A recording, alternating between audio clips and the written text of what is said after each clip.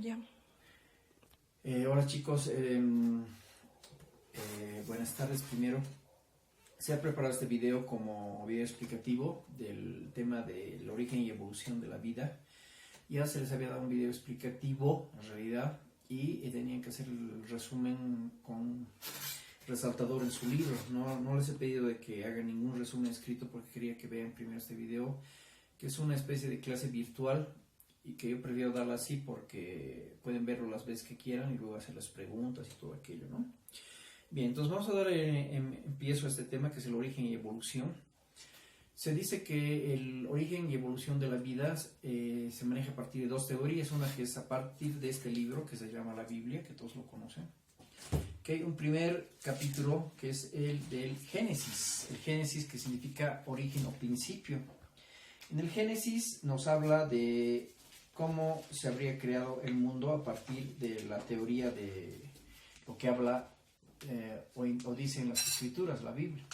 ¿Sí? El Génesis que nos dice que el primer día Dios habría creado el sol y la luna, es decir, el día y la noche. El segundo día habría separado el cielo de la tierra, el tercer día las aguas de las tierras, el cuarto día habría creado las plantas y los animales, el quinto día habría dividido esas plantas y animales y el sexto día habría creado al hombre, a Adán, y a partir de Adán a Eva, la mujer, y luego se habrían ido procreando y generándose todas las demás generaciones. El séptimo día lo dedicó al descanso, por eso es que en muchas religiones dedican un día al descanso, en algunas el sábado, en algunas el domingo, ¿no? Esa es la creación, o también llamada fijismo. Esta es una teoría que está en base a lo que es la creación, es decir, no hay donde perderse ahí, es una sola teoría y nada más. Bien, ¿cómo se habría creado el Sol? Se dice que hay una teoría, la que es la llamada teoría del Big Bang o gran explosión, mediante la cual se habría creado el Sol y los demás planetas. Se supone que habría habido una gran explosión donde había una masa incandescente en el centro, que vendría a ser el Sol. De ahí se creó el Sol. Esto habría sucedido hace unos 15.000 millones de años, y se habrían formado los planetas, las galaxias y todo aquello. Nuestro planeta está dentro de lo que es la Vía Láctea. Todos los planetas que conforman, los 8 planetas que conforman el sistema solar, habrían sido creados según la teoría del Big Bang a partir de esta explosión. ¿Ya? Entonces eso. Bien. ¿Cuáles son las teorías de la evolución? Tenemos una que es la generación espontánea. ¿Qué nos dice la teoría de la generación espontánea? Que la vida se crearía espontáneamente, por eso se habla de generación espontánea, ¿no? También es conocida como autogénesis. Esta teoría sostiene que la vida habría surgido a partir de materia inerte, es decir, a partir de carbonos, nitrógenos, oxígenos, todo eso. ¿Ya? Esta teoría es defendida por varios científicos que habrían vivido a partir del siglo XVII y que sostienen que la vida se generaría espontáneamente. La segunda teoría es la biogénesis, que dice que el proceso de la evolución o la creación de la vida sería a partir de otros seres vivos. ¿Ya? Estos otros seres vivos habían dado vida a otra vida, por eso está la teoría de la biogénesis, dice que la vida engendra otra vida, ¿sí? Los que defienden esta teoría son 3 científicos: el italiano Francisco Redi del siglo XVII, que maneja la teoría de que a partir de la carne putrefacta se forman pequeñas larvas que dan origen a la vida. El otro es Lázaro Spallanzini, otro italiano, que dice que la carne, al hervirla, se descompone y crea otros seres vivos. Finalmente, Louis Pasteur, en el año 1880, realiza su experimento de la generación espontánea, donde él indica de que a determinada temperatura y con determinados componentes se puede crear vida. ¿Sí? A esto llamó él el caldo biogenético, que tenía carbono, hidrógeno, nitrógeno, fosfatos, azufres y todo aquello.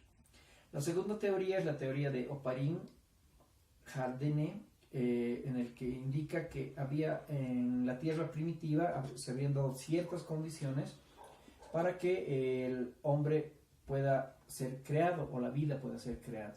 ¿Ya? La teoría de Oparin-Hardenne es una teoría que maneja lo que es el caldo biológico. Este caldo biológico estaría compuesto por ciertas características que habrían dado origen a la vida.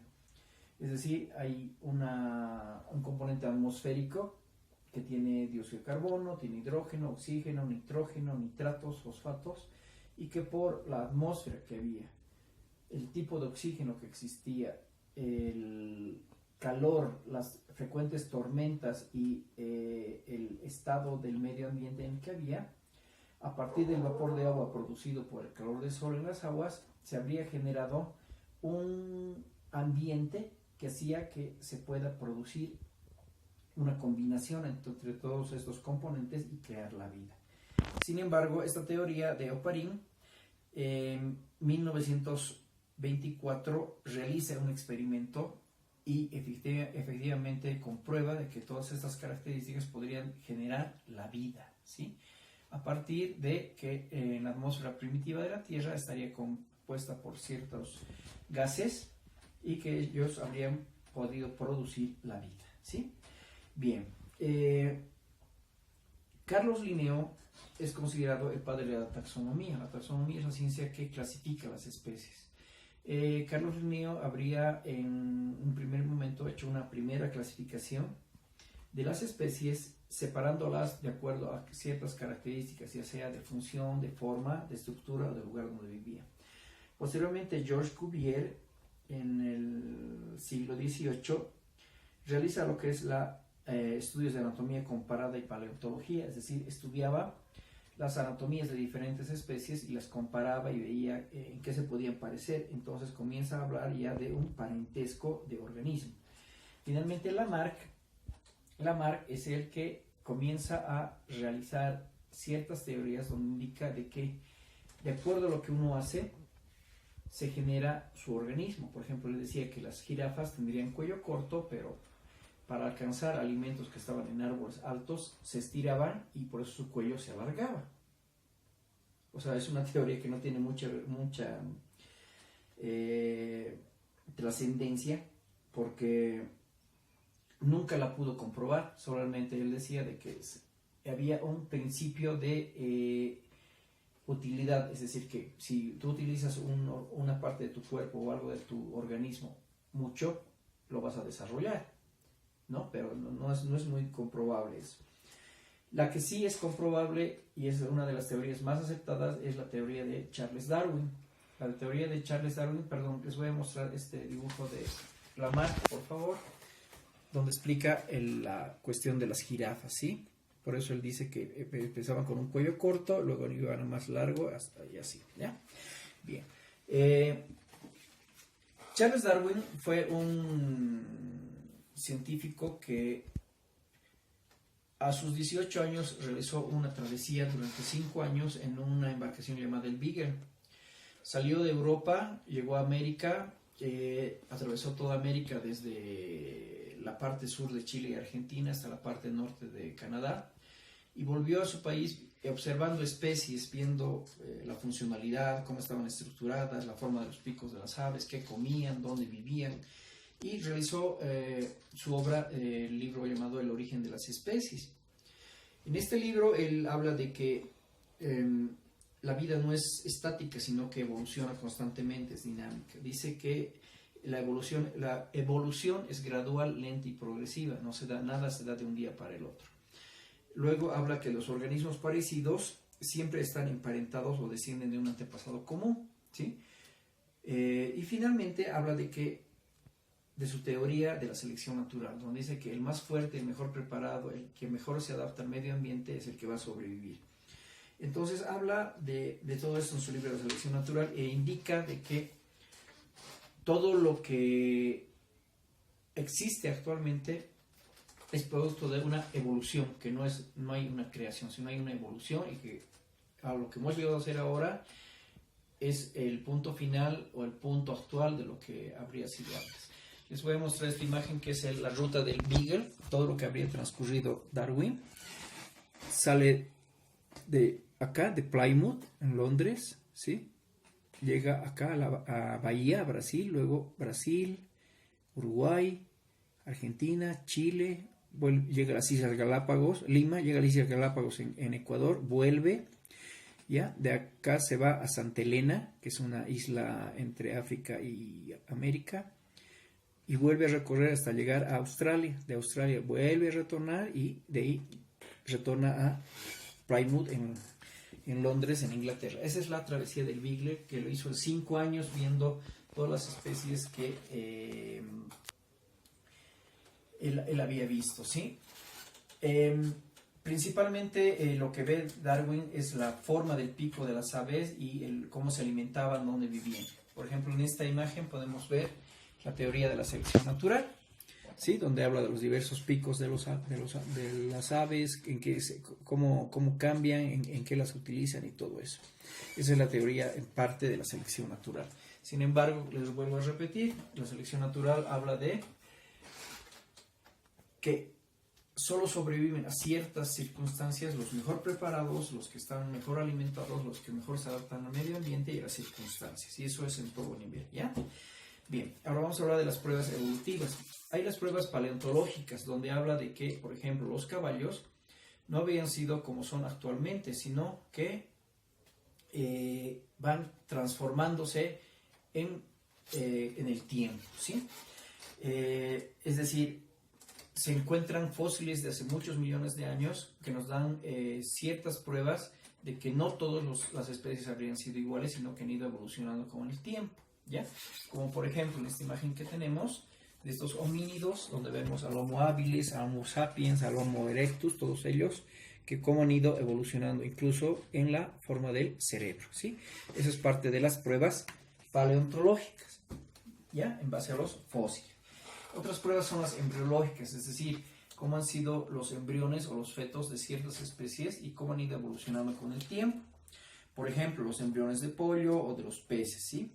Las otras son las pruebas taxonómicas, que están en relación con la selección de las especies o con los diversos tipos de especies que existen. Entonces, en las pruebas taxonómicas se los divide en especies, ¿ya? Animales, vegetales, vertebrados, invertebrados, mamíferos, carnívoros, ovíparos, herbívoros, todo eso, ¿ya? Esas son las pruebas taxonómicas. Las anatómicas están en relación a la estructura anatómica de un animal o una especie. Por ejemplo, los que tienen órganos homólogos, que tienen una misma forma, ciertas estructuras, pero su función es diferente, ¿sí? Por ejemplo, hay algunos animales que pueden utilizar estos órganos para ciertas funciones, pero son iguales. Digamos, el pico, el hocico, los dientes. Y los órganos análogos son aquellos que tienen la misma función, pero la estructura es distinta. Por ejemplo, el delfín, la aleta del delfín le sirve para moverse en el agua.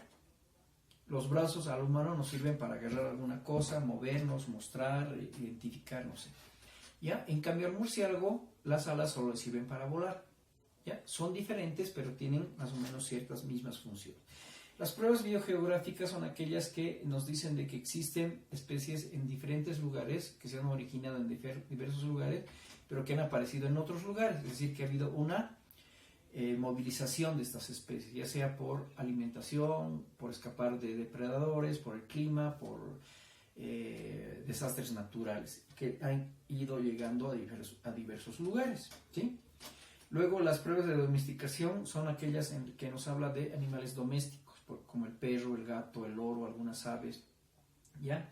Que pueden ser domesticados y que nos sirven como compañía, nos sirven para el trabajo, por ejemplo, las vacas, los bueyes, los toros. Hay animales como el perro, por ejemplo, los perros policías que pueden detectar droga, pueden trabajar en ciertas cosas.